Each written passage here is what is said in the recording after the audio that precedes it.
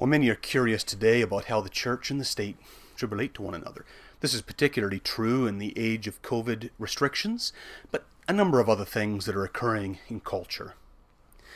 Depending on what side of the spectrum, of course, that the observer is on, they'll have to see the relationship of the church and state as too permissive and too cozy, or as too restrictive and too hostile. And every observer of whatever stripe will realize that today there is a change occurring between the relationship of the church and the state in the West, generally. Now, I've been given the task first of considering what the sort of historic Christian position is in relationship to the church and the state, and then how then the church ought to relate, how Christians ought to relate to their government. Looking at the first part, what the relationship between church and state should be sets the foundation for how we ought to respond. And I think every fan of Sid Meier's Civilization will recognize with fondness the voice of Star Trek's Leonard Nimoy, marking one of the player's most significant changes and developments. When a pop-up comes up and you hear him say, "There are two cities formed by two loves. The first, the city of God. The second, the city of man." This comes from St. Augustine's City of God, and shows us that their relationship between church and state should be a relationship between two neighboring or distinct political systems. Robert Barr argues that in this work, Augustine left to Western culture one of its most influential pieces of literature, philosophy, and theology, and it was a timely piece.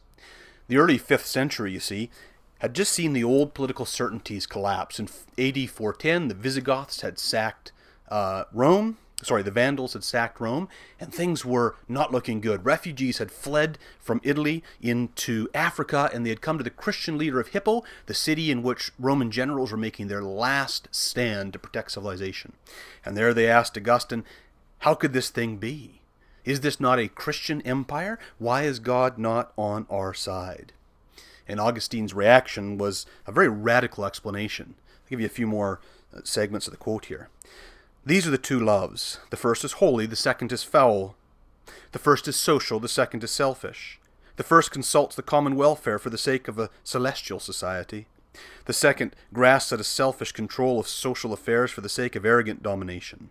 The first is submissive to God, the second tries to rival God." In the end of the day, one is just and the other is unjust. And in the ancient world, to speak of two cities, to speak of cities in this way, was to speak of the political order. All politics were based around cities. You were either a citizen of the city of Athens or ultimately a citizen of the city of Rome. In fact, our word civics comes from the Latin word for city, civitas. What Augustine is trying to do in the City of God is to show us that all political systems in this world are transitory, temporal. The Roman people had thought of Rome as the eternal city, and they couldn't conceive of how the world could go forward without Rome. Where else would hope be found? Where would peace and stability be found? And Augustine says, no, it's not found in the temporal politics of the city of man. It is found in the permanent politics of the city of God. The Christian is not only a citizen of the nation they live in this world. All nations in this world are subparts of the city of man. But the city of God is coming and moving away the politics of the city of man. And as it is doing so, Christians are brought into the new political reality. And as they live in the cities of this world, which are still dominated by the city of man, Christians have a role and a duty. Their duty is to live out the values and realities of the city of God, to demonstrate to all people what their founder taught. To paraphrase Christianity's founder, Jesus Christ, Christian society was to be in the world, but not of the world. The Gospel of John, for example, records Jesus' description of his followers. "They are not of the world," he said, "just as I am not of the world." So the relationship between the church and the state can first be comparable to the relationship between two civic orders, two political neighbors. But those neighbors are placed together in a relationship and in such a way that the relationship becomes a relationship of an embassy in a foreign land. 3 centuries before Augustine wrote, another Roman citizen learned in the ways of Rome had adopted Christianity. And at that time, Christianity was not in the position it had been in Augustine's time. It was not a Christian empire, but an anti-Christian empire, an empire that was fairly hostile to Christianity. And the man that would become known as St. Paul wrote to Roman Christians living in a Roman colony, Philippi, in the midst of recently conquered Greek territory. The settlers there were surrounded by an ancient dominant Greek culture, and they were called upon by Rome to live in such a way that their behavior and habits and functions would show the Greeks that it was to their benefit to basically become Roman. This became a word picture for St. Paul to write to the Christians of the city, that our citizenship is in heaven. As such, he instructed the Philippians, behave as citizens worthy of the gospel, just as Rome called them to do in the Greek territories. In another letter to the community of Christians at Corinth, a prominent Greek city, Paul explained, look, we are ambassadors for Christ, God making his appeal through us. So an image of a Roman colony in this territory, or the image of an embassy, are both apropos for the early Christian community. They saw themselves as representatives of the King of Kings, the Lord of Lords, or as Paul would call him, the Lord of Glory. And so the relationship of church and state is a relationship of two political societies. And in this world, the relationship is that of an embassy from the city of God to the cities that are dominated by the city of man. Sometimes these embassies will be formally recognized and honored and have a place of respect in community, and other times they won't formally be embassies at all. They'll be missions. Missions that are suspected and looked at negatively by the society and in hostile, potentially very hostile territory. So not only are there two systems, and not only is it to be seen as an embassy, but it also might be that the relationship is that of migrants in a strange land. One late 1st or into early 2nd century writer, known as an apologist, made a case for the toleration of Christians in the Greco-Roman Empire.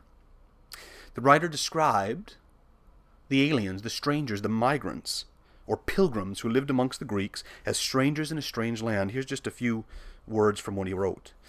Christians are neither by country or language or custom distinguished from the rest of humanity.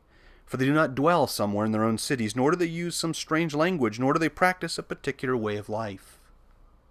But he writes, while living in both Greek and barbarian cities, as each have obtained by lot, and while following the local customs both in clothing and in diet and the rest of the life, they demonstrate the wonderful and most certainly strange character of their own citizenship. They live in their own countries, but as aliens. They marry like everyone else, they bear children, and so on. They set a common table. They happen to be in the flesh, but they do not live in the flesh. They spend time upon the earth, but they have citizenship in heaven. They obey all of the appointed laws, and in their own lives they actually surpass the laws of the land. They love all people, but by all people are persecuted. They are unknown, and they are condemned. They are put to death, but made alive. They are poor, but make many rich. They lack everything, and they have abundance in everything. They are dishonored, and in dishonored glorified. They are slandered, but they are vindicated. They are reviled, but they give blessing. They are insulted, but they give honor. And when doing good, they are punished as evildoers. When punished, they rejoice as having received life. To put it simply, what the soul is in the body is what the Christians are in the world. This seems to be a reflection of what Jesus' leading disciple, Peter, wrote when he wrote to the elect exiles scattered throughout the empire. I urge you, he said, as sojourners and exiles, to abstain from the passions of the flesh which war against your soul. Keep your conduct among the Gentiles honorable, so that though they speak of you as evildoers, they may see your good deeds and glorify God. Be subject for the Lord's sake to every human institution, whether the emperor is supreme or the governor sent by him. For this is the will of God, that by doing good you should put to silence the ignorance of your opponents. Live as people who are free, he concludes, but not using your freedom as a cover-up for evil. But as servants of God, honor everyone. In sum, the church and the state are two separate but related civilizations. Sometimes the relationship is one of respected embassy, and other times a suspect mission. Second, the church should relate to the state in practical ways. Having understood the historic Christian understanding of the relationship between church and state, the church ought to relate to the state in practical ways that reflect this. There are three practical applications that I see coming out of this historic Christian view of the relationship between church and state. First, Christians should not hitch themselves to any particular political party or solutions. Second, Christians should determine what sort of relationship their embassy has with the current state or government they dwell with, and then respond accordingly. Third, Christians should use whatever legal means they have in order to maintain the dignity and rights of an embassy of the kingdom of heaven. So to go to that first point, Christians shouldn't hitch themselves to a particular political party or agenda. Christianity is political, but it should be politically apolitical. There's no doubt that everything about Christianity has a political impact. But our politics, Christianity's politics, are simply not of this world. Confusion around Christian interaction and secular government is simply nothing new. In fact, the first century Roman government didn't know what to do with Christianity's founder. Remember, when Pilate had Christ before him, he asked him, "Are you the king of the Jews? Are you a political adversary to Rome?" And Jesus replied to him that the truth was much more complicated, that his kingdom was a spiritual kingdom, not of this world. Pilate, in frustration, said, what is truth? And then put Jesus to death. Not an auspicious start to the interaction between church and state, but that was the start. The city of man simply doesn't understand the city of God. One major mistake Christians have made so many times throughout the centuries is thinking that a political movement is going to be their great hope. It doesn't matter what side of the spectrum it's on. For example, Martin Lloyd-Jones laments at the beginning of the 20th century that many Welsh churchmen had hitched themselves to the Labour Party, a left-wing party in Great Britain, hoping that they would bring about a utopia. It didn't work. They were disappointed.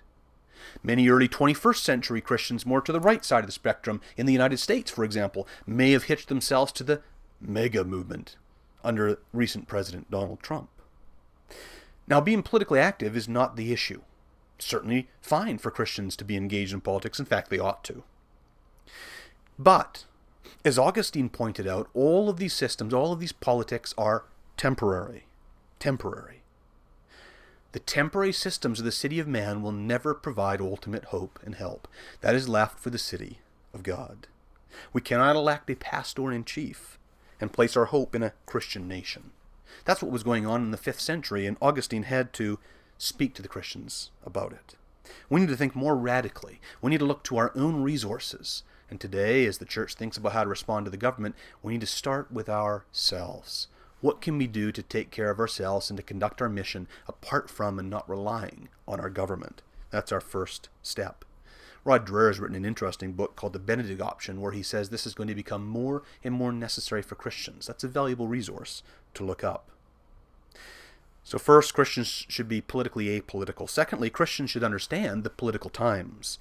There's an Old Testament Hebrew scripture which speaks of the men of Issachar as men who had understanding of the times, who knew what Israel ought to do. Christianity in the West has often enjoyed the benefit of being in a respected embassy. The state might not have always understood the church, but it often gave it a great deal of respect. However, during the 16th to 18th centuries, Reformation Christianity often experienced outright hostility from the state and became a suspected or hated mission. The first 3 centuries of the church, the same thing. They were a suspected and hated mission. Immediately after the fall of Rome, there were areas where the church was a suspected and hated mission. This is not something new. It goes in cycles. The church today in North America, however, continues to enjoy the immense privileges of embassy. And these freedoms should be used as opportunities to serve God. But there are certain times and places where the church will find itself more of a mission, and we need to judge that correctly before we speak out. Jesus said to be wise as serpents but innocent as doves. I'm afraid sometimes we're dumb as dodos and guilty as foxes. The church should respond differently depending on what the culture around it is like. It's not a change of message, but it's a change of approach. Finally, Christians should use the legal resources available to them. While Christians, whenever it depends on them, should be at peace with all and aspire to live quiet lives minding their own businesses, You cannot simply allow the kingdom of heaven to be assaulted and insulted. Ambassadors in every political mission, even those in a relatively hostile culture, can and often must assert their rights for the glory of the home nation. In this, Jesus is himself again the example. When being judged before Pontius Pilate, he wasn't rude and obnoxious, but he did not acknowledge Pilate as supreme. He noted, "You would have no authority over me at all unless it was given to you from above." St. Paul, as a Roman citizen, also as an example, he made many appeals for the protection of Roman law over and over again. After being mistreated in Philippi in Acts chapter 17, he declared, "We are Roman citizens." And this led the magistrates to apologize to him. Before the court of Felix in Alexandria in Acts 24, he followed the rules of the court, saying, "Knowing that for many years you have been a judge over this nation, I cheerfully make my defense." He trusted the courts. Finally, in Acts 25, when it looked like he was not getting a just hearing, he made an appeal from the lower court to a higher court. "I appeal to Caesar." And he told the Philippians he expected to find justice at this highest court. So Paul used the rights that he had as a Roman citizen. He trusted the courts, and he appealed when he didn't get a just response. Many apologists in the early church took up Paul's example and approach. One of my personal favorites, is Athenagoras of Athens. He wrote to the Emperor Marcus Aurelius in very winsome and polite terms, and he appealed this way: "In your empire, greatest of sovereigns, different nations have different customs and laws, and no one is hindered by law or fear of punishment from following his ancestral usages, however ridiculous these may be. Individuals live in and the possession of equal rights. But for us who are called Christians, you have not in a like manner cared. But although we commit no wrong, nay, as it will appear in the sequel of this discourse, are of all men most piously and righteously disposed towards the deity and towards your government. You allow us to be harassed, plundered, and persecuted, the multitude making war upon us for our name alone. We venture, therefore, to lay a statement of our case before you." It's a civil rights case, an appeal for a minority to be protected from the majority. From these three principles, then, that Christianity is politically apolitical, that Christians should read the political society in which they are in correctly and respond differently, and Christians should use whatever legal means they have, I come to this conclusion. Christians should do everything in their power to appear winsome and good. That means in this day, going out of our way to follow regulations and expectations of the state, even when we don't like them. Christians should do everything in our power to witness to the gospel, even if sometimes that means having to violate unjust regulations and expectations of the state and society in which they live in. But they should do everything they can to win over the laws of that state for their protection, and appeal to those laws for the sake of the gospel. One key way we can do that today is by speaking to our governments. Those that have great concerns about regulations and shutdowns and lockdowns right now should reach out to their local chief ministers of health, their local member of parliament federally, provincially their local MLA or MPP or MNA, depending on what province you're living in, the local city and municipal authorities. Most of these people are very responsive to polite writing, much like Athenagoras of Athens did when he wrote out, "You're very just. Justice is done in this land, and we are making an appeal to have equal treatment, the same kind of treatment as everybody else." I think if we understand the historic Christian position that the church and the state are two different neighboring political systems, and that the church lives in the world as citizens of the kingdom of heaven amongst nations that are under the citizenship, the reputation of the city of man, the church should see itself as a mission or as an embassy that is there to win people over to heaven's way of life. In so doing, and reading that correctly, we can live in this world as politically apolitical in our local systems, as reading the way the direction is going correctly, and as winning over the laws and claiming our rights as ambassadors of the kingdom of heaven. And in this way, the church will have opportunities for the gospel and honor God and protect those who are most vulnerable among us. Thank you.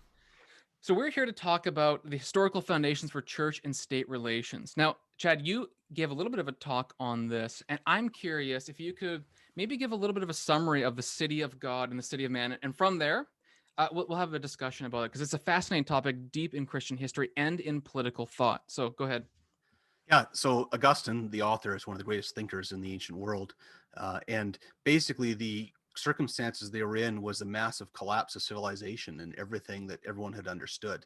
There was a barbarian invasion into Rome, and refugees had fled to Italy. And where the Roman generals were making the last stand for civilization, the people came to the spiritual leader and said, "Tell us, how can this be? If we're a Christian nation, how can this be?"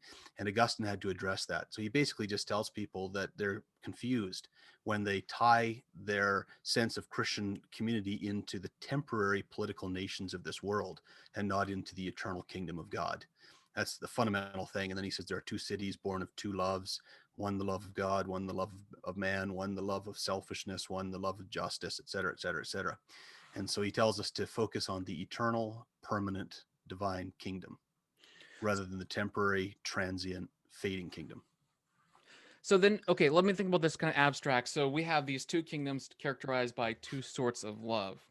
But we're all Christians, right? So, or maybe we're not all, but we in particular are. So, what does that mean for us to be living in the city of man right now? Like, how can we live, love our neighbor, and yet Yeah. be characterized by not necessarily the love of man, right? What does that look like? Well, yeah, and I think that gets into Jesus' words that we're to be in the world, but not of the world. And I categorize it as being politically apolitical. Christianity is vitally political, has a huge impact, and we impact to love our neighbor and we impact society, but we don't put our confidence in particular politics. I think like the beginning of the 20th century, when Martin Lloyd Jones complained that Welsh Christians put their hope in the Labour Party to bring about a utopia. And we can think about the early part of the 21st century when the other side of the spectrum, Christians put their hope perhaps in the Donald Trump presidency of the United States or something to sort of restore and help Christian fortunes. And in either case, people could get tied up into relying on the government for their salvation and hope rather than resting in the kingdom of God. Well, it is fascinating that we live kind of in these two overlapping worlds, and we're struck with these different realities. It reminded me of Martin Lloyd Jones because he also talks about Christians in a certain way being too wrapped up into sort of political change. But his point isn't that political change is bad, nor Right. that pursuing justice is bad.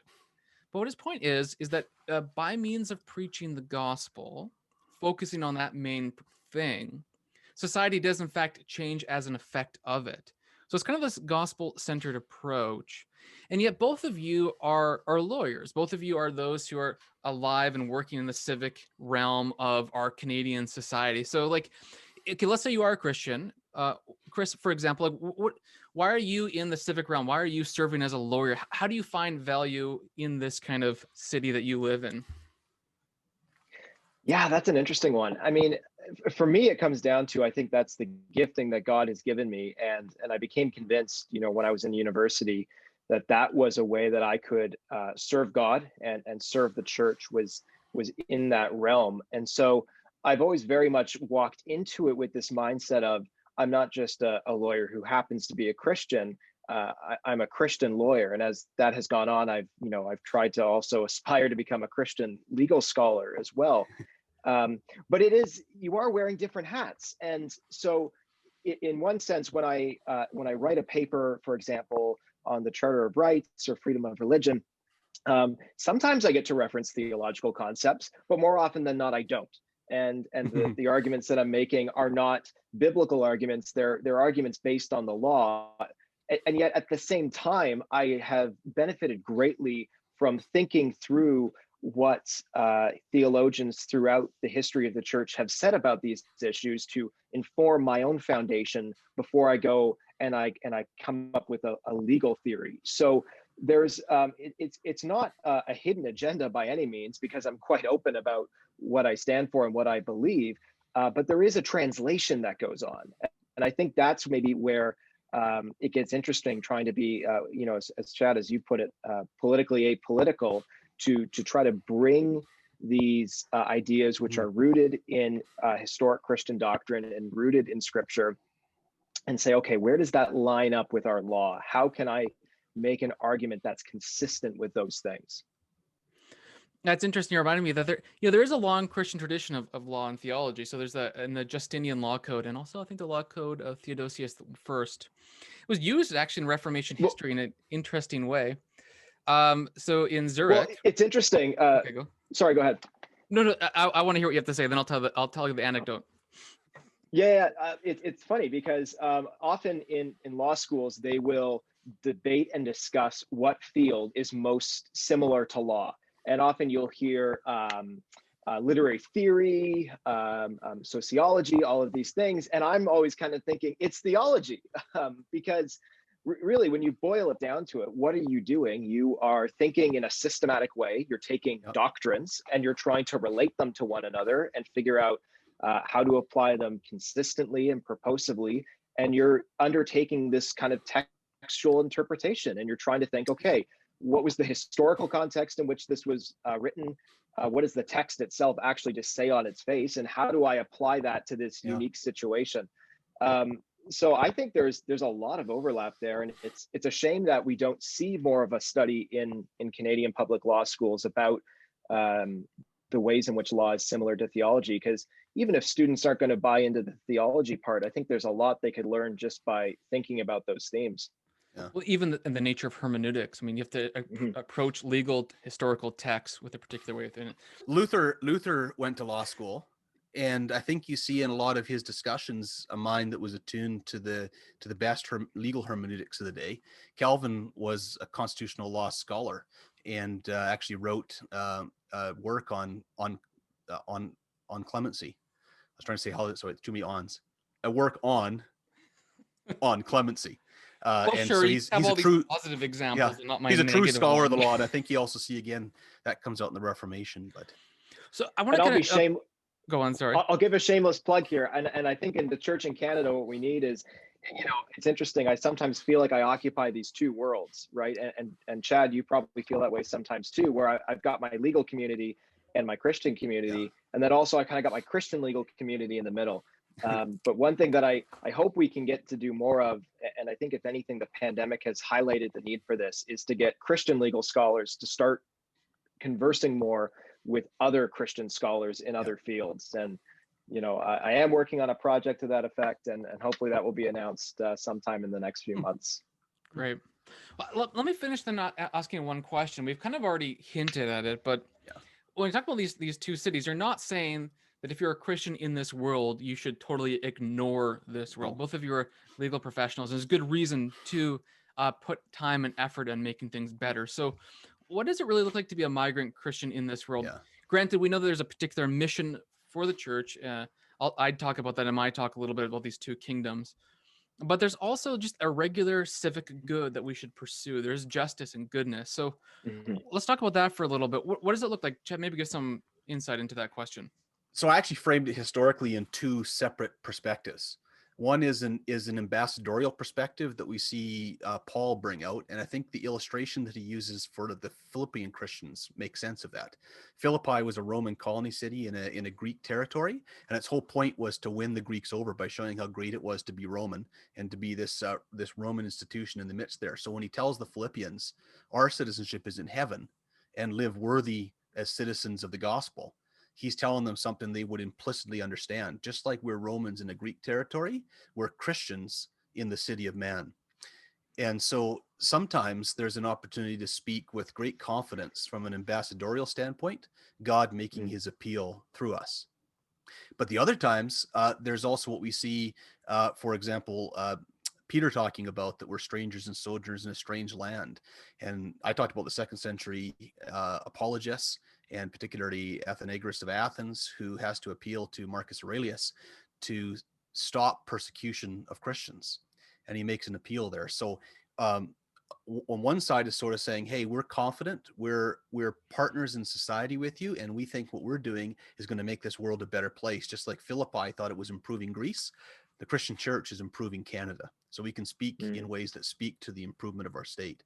Other times we're going to be that minority. And in those cases, I think then we got to say, hey, don't persecute us because we're actually good people. And that's what Athenagoras shows us. We're we don't dress differently than other people. We don't eat differently than other people, but we love, we care for our neighbors. We're good citizens, and we shouldn't be persecuted. Well, it reminds me a little bit of this anonymous letter to Diognetus in the second century, And That's there's what I was now- actually quoting accidentally there. Yeah, Oh, that you was- were okay. Yeah. Well, the analogy though is that Christians are the soul to the Yes. body. The soul Yes. activates the body. So Christians, the church, activates the world. It gives life to the Mm. world, and we preserve goodness. We are Yep. the salt of the earth, and there's a real sense in which that's true. Well, thanks, guys. I think this is a good kind of introductory conversation to this topic. We're going to have more conversations, so let's close down there. So thanks for this chat, guys.